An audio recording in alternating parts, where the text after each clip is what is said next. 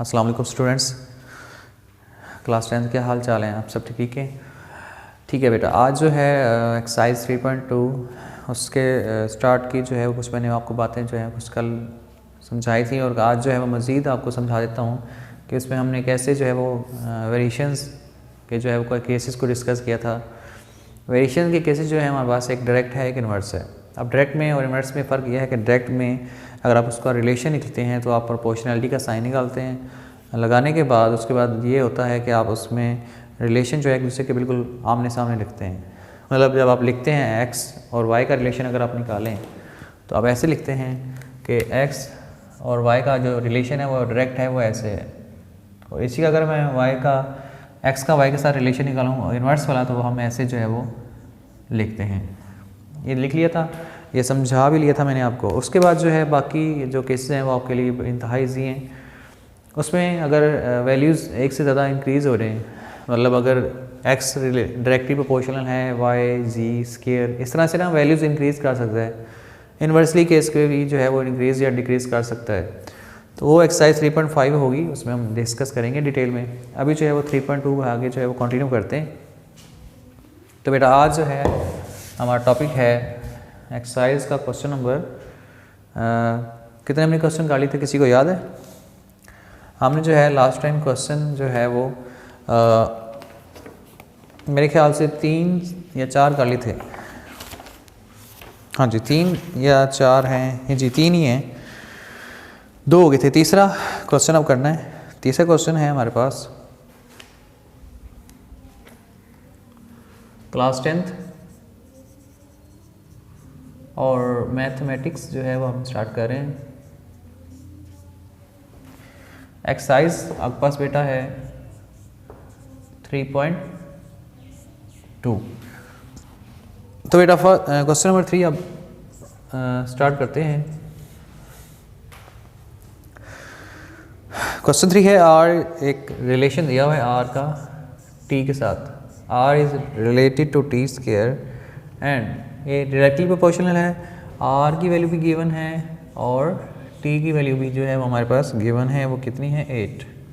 फिर वो कह रहा है find the equation connecting with R and T.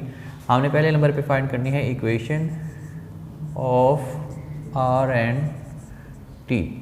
दूसरे पार्ट में हमने फाइंड करना है मेरे बेटे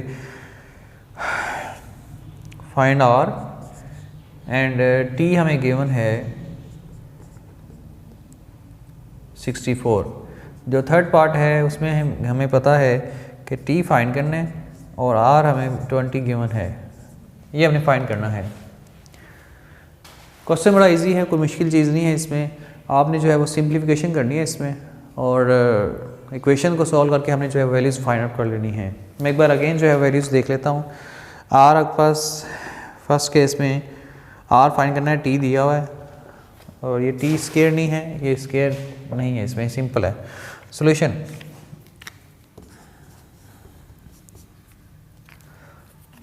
R is proportional to T directly, R is equal to KT। Clear है यहाँ तक? R की वैल्यू कितनी है 5, K फाइंड करना है क्योंकि फर्स्ट ऑफ ऑल हम K फाइंड करते हैं और T हमारे पास 8 है, तो K इज इक्वल टू 5/8। तो K का आंसर मेरे पास कितना आया 5/8। फिर इसके बाद हम जो है वो आगे मूव करते हैं।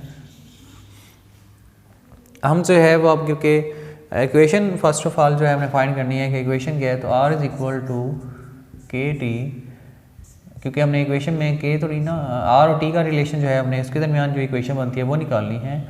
हम इसमें के की वैल्यू लगा देंगे। के कितना है हमारे पास 5/8, ये T आ जाएगा, ये इक्वेशन आ जाएगी। Equation connecting R and T clear हो गया। The second one is R का हमने रिलेशन निकालना है T से और इस रिलेशन में R फाइंड करना है, T हमें गिवन है, R is equal to K T. Equation वही है, R फाइंड करना है 5/8 हमारे पास K की वैल्यू, T है आपके पास 64। 8 1 8 8 64, 8 5 40 और आंसर आएगा R is equal to 40। Clear हो गया। द नेक्स्ट वन इज़ हमें ये दूसरा पार्ट और ये पहला पार्ट अब थर्ड पार्ट की तरफ चलते हैं। r is equal to K T. Are हमें फाइंड करना है अब, सॉरी आर हमें गिवन है ये 20 है, के है 5/8 और टी हमें फाइंड करना है। अब क्या होगा, ये इधर 8 डिवाइड हो रहा है, इधर आके मल्टीप्लाई हो जाएगा।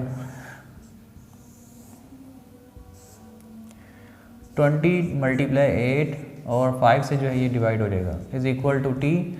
5 4 बार 20 और 8 4 ज़ार 32। टी इज़ इक्वल टू 32 जो है आपके पास फाइनल रिज़ल्ट आ जाएगा आंसर टी का।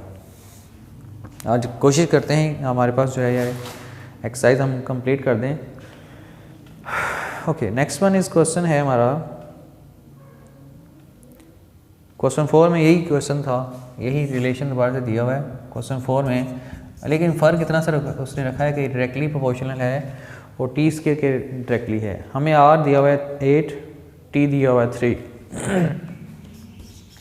आर 8 है और टी 3 है। ये हमारे पास जो first of all 3 values, 2 values हैं हमारे पास किसके लिए होती हैं, ये हमारे पास के की वैल्यू फाइंड करने के लिए होती हैं। अच्छा, उसके बाद हमें क्या है, हमें क्या गिवन है, T3 है। ओके,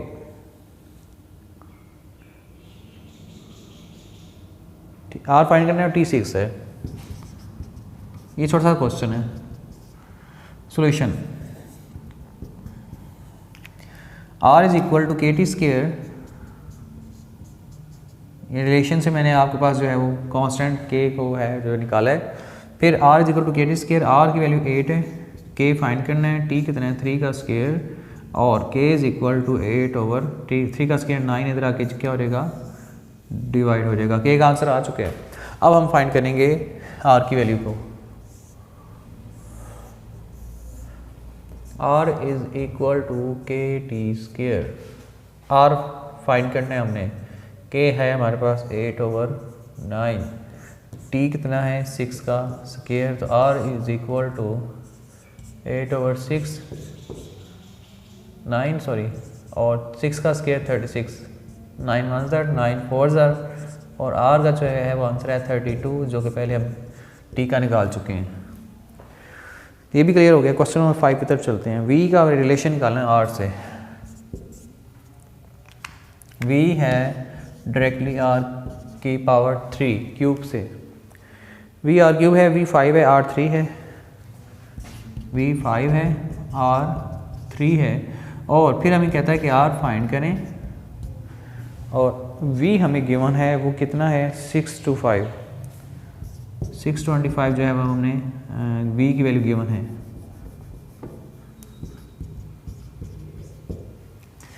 सॉल्व करते हैं इसको, ठीक है।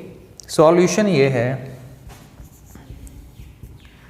v इज इक्वल टू के आर क्यूब, v कितना है 5, k फाइंड करना है, r 3 का क्यूब है तो k इंटू के के साथ जो क्यूब आएगा वो 27 और रिज़ल्ट आएगा हमारा 5/27 इज इक्वल टू के। ये है एक आंसर, के का आंसर। अब हमने फाइंड करना है r को। r इज इक्वल टू के वी क्यूब, ये वाला v इज इक्वल टू के आर क्यूब। v 625 है, k हमें पता है 5/27 r क्यूब, ये इधर आगे मल्टीप्लाई हो जाएगा 625 मल्टीप्लाई 27, ये इधर आगे 5 जो है वो डिवाइड हो जाएगा। 5 1 ज़ार 5 5 125 इसका आ जाएगा, 185 multiply 27 is equal to R cube. अब आपने जो है आर फाइंड करना है। अब इसमें थोड़ा सा प्रॉब्लम ये है कि आपने आर निकालना है। उसके लिए क्या करना है, आपने 125 को जो है वो लिखना है 5 का क्यूब, 3 का cube is equal to R का क्यूब, टेकिंग क्यूब रूट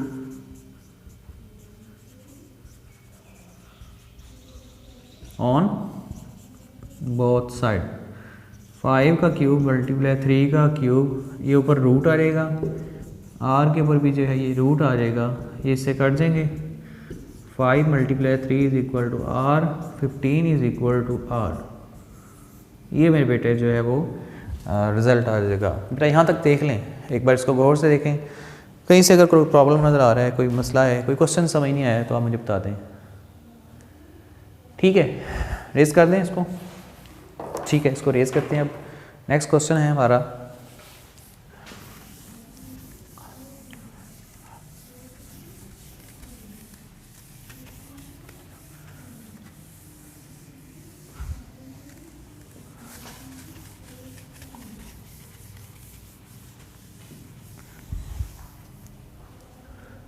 जी नेक्स्ट क्वेश्चन है कि 5 हो गए जी बेटा। 6 क्वेश्चन देखें।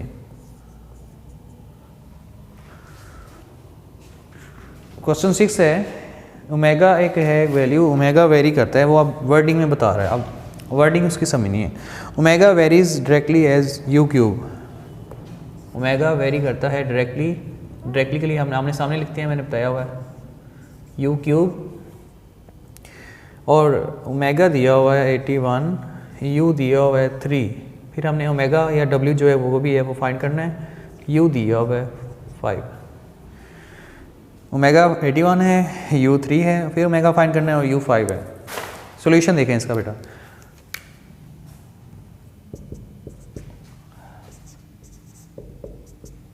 ओमेगा इज इक्वल टू के यू क्यूब, इक्वेशन बन गई। ओमेगा कितना है 8, के फाइंड करना है, यू कितना है 3 का क्यूब 27, ये इधर आके क्या हो जाएगा, के का आंसर आ गया 8/27। अब हमें फाइंड करना है ओमेगा,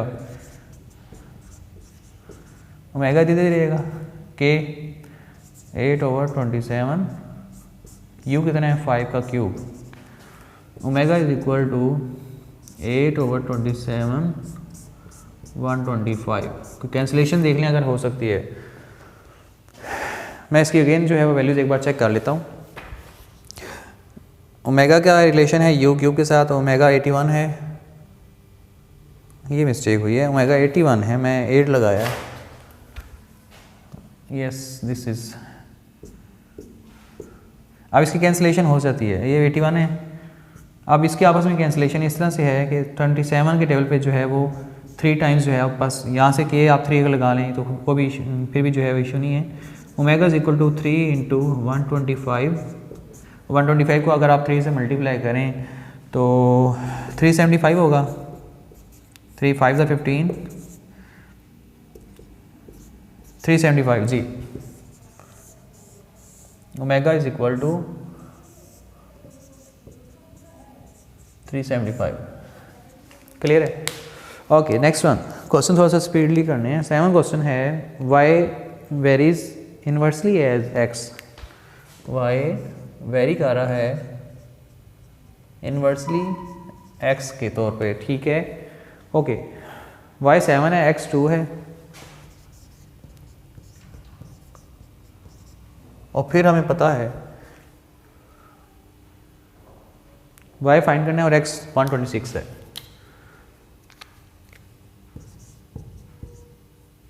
वाई फाइंड करना है और एक्स 126 हमें गिवन है। अच्छा, इसके बाद जो है हमारे पास वैल्यूज़ आ रही हैं, उनको कैसे सॉल्व करना है। अब ये इन्वर्सली का केस थोड़ा सुन लें। इन्वर्सली का केस थोड़ा सा डिफरेंट है, अब ये थोड़ा सा ध्यान से देखना है। होगा इसमें भी के ही फाइंड करना है। थोड़ा सा ये है कि जो के होगा वो थोड़ा सा वो ऊपर आ जाएगा। आप देखें y is proportional to 1/x। गलती बच्चे ये करते हैं, नीचे लगाते हैं कि के ऊपर आएगा x नीचे आएगा। y 7 है, के ऊपर और x 2 है, तो 2 7s are 14। के का डायरेक्ट आंसर निकालें 14, पुट कर लें। अगर आप फाइंड करेंगे नेक्स्ट y x हमें गिवन है, आप इसी इक्वेशन को यूज़ करें, y is equal to k/x। हमें y फाइंड करना है, k हमें पता है, x हमें पता है 126। तो कटिंग अगर कर सकते हैं 14 की कैंसिलेशन करें तो 2 7s are 2 6s are 2 3s are 7 1s are 7, मतलब ये जो है आपके पास आता है 9 सर 1/9 आंसर आएगा, 1 ऊपर 9 नीचे। y इज इक्वल टू 1/9, ये आपके पास इसका आता है result. The next one, question number 8।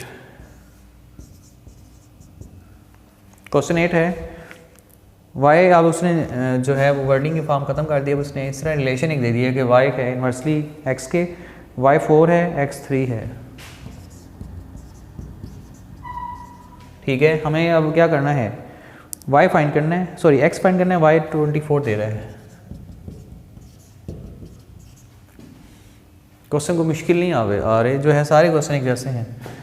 y is equal to k over x, y is equal to 4k हमें फाइंड करना है। x 3 है तो 3 4 12, k आपके पास क्या आया बेटे 12। यहाँ तक आगे इसके बाद जो नेक्स्ट है हमारे पास y is equal to k over x, y क्या है हमारे पास 24, k हमारे पास आ चुका है 12, x फाइंड करना है, क्रॉस मल्टीप्लाई करें, इधर आ जाएगा इधर चला जाएगा। x is equal to 12 over 24, 12 1 12 2 x is equal to 1 over. यहाँ तक भी सबको क्लियर है। नेक्स्ट क्वेश्चन करते हैं।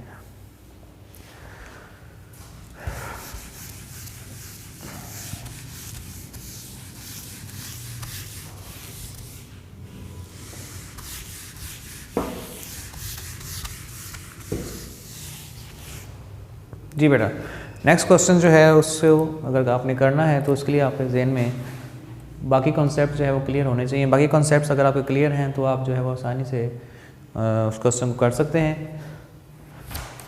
तो सेम क्वेश्चन ही है, करते हैं इसको स्टार्ट।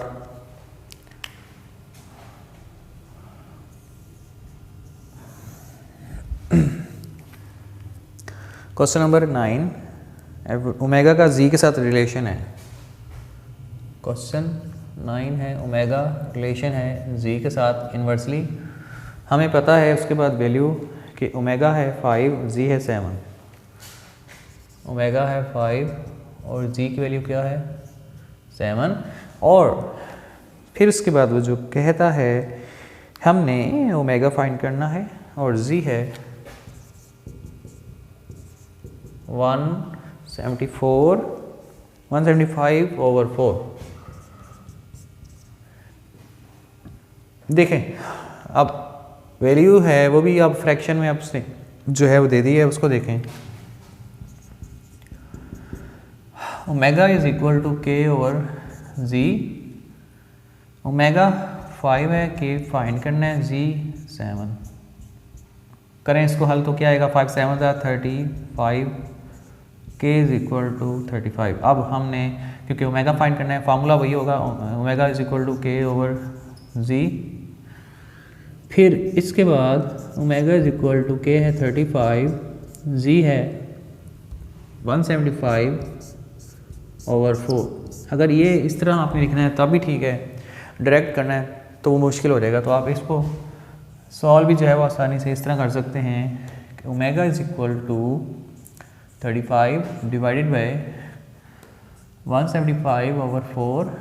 अब आपने इसको रिवर्स करना है, 4 ऊपर 175 नीचे, और ओमेगा इज इक्वल टू 5 से कैंसिल कर लेते हैं, 5 7 5 3 और अगेन जो है ये आगे बुक आ जाएगा 2, तो 5 5 7 1 7 5 तो आंसर आएगा 4 ओवर 5।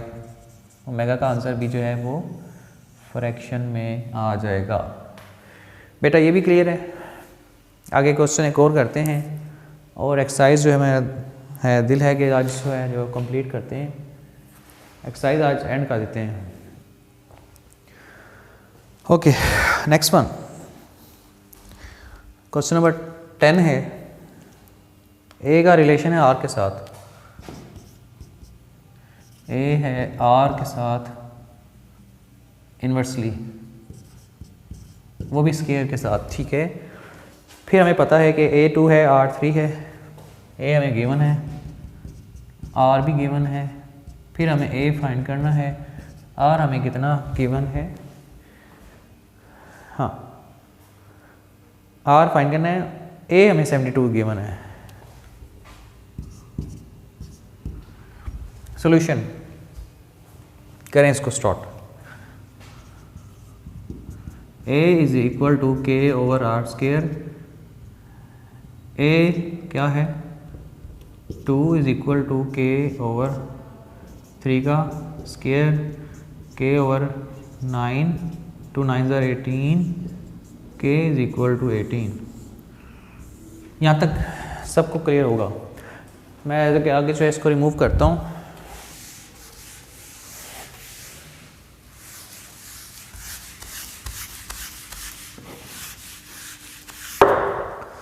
अच्छा, ये है के का answer.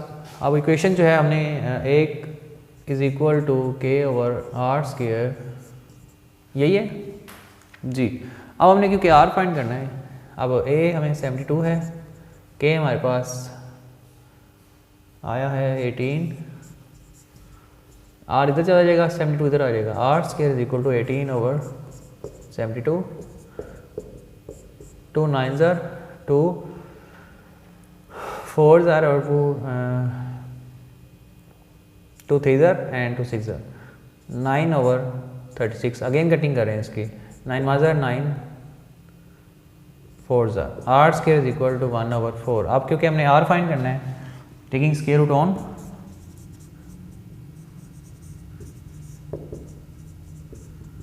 Both side, R square is equal to 1 over 4, x is equal to plus minus 1 over 2। ये भी क्लियर होगी। नेक्स्ट वन,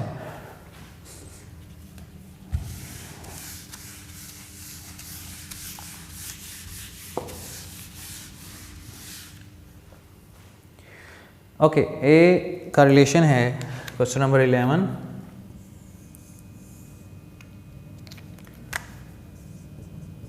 ए का रिलेशन छोटा ए है, ए का रिलेशन बी स्क्वायर के साथ है और वो भी है इन्वर्सली, ठीक है। फिर है ए 3 है, बी 4, फिर हमने इसके बाद क्या फाइंड करना है, ए और बी हमें 8 दिया हुआ है। करें इसको सॉल्व। जी बेटा, इसमें क्या है, ए is equal to K over B square. यहाँ तक बात आपके जहन में आ जानी चाहिए, कैसे हो रहा है ये।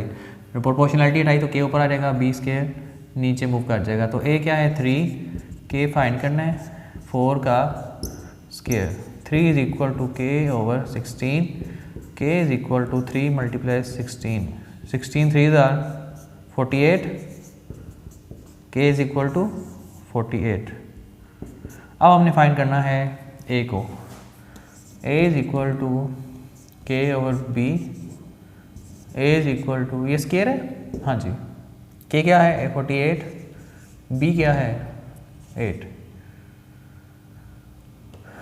क्योंकि स्क्वायर है तो स्क्वायर लेना पड़ेगा। A is equal to 48 over 64, cancellation कर लें जहाँ तक हो सकती है इसकी, 8 6 are 8 8 are 2 3 are 2 4 are, तो 3 over 4 जो है वो ए का आंसर आ जाएगा। ये भी क्लियर हो गया। अच्छा, आगे जो क्वेश्चन है वो 12 और 13 है, वो थोड़े से लेंथी हैं। मेरा दिल है कि उसको जो है नेक्स्ट लेक्चर में इंशाल्लाह आपके साथ जो है वो डिस्कस करेंगे। अपना ख्याल रखिएगा और इन क्वेश्चंस को गौर से देखिए और ध्यान से समझने की कोशिश कीजिएगा। अगर कोई भी प्रॉब्लम हो तो आप मुझे ज़रूर बताइएगा। Wish you all the best and अल्लाह हाफिज़।